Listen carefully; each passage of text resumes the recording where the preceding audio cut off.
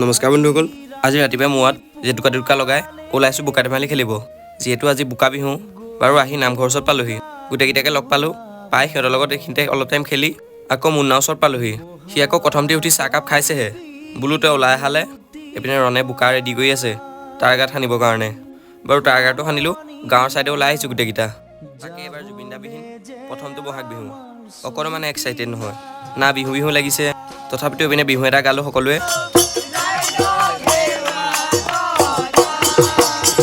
বাৰু তেনেকৈ বোকা ধেমালি খেলি আমাৰ নিয়মটো ৰক্ষা কৰি আকৌ গা পাটো ধুই আহিলোঁ খানা এটা খাবলৈ। আমাৰ মানে প্ৰত্যেক বছৰে বহাগ বিহুত আমাৰ লগৰখিনি মিলি খানা এটা খোৱা হয়েই।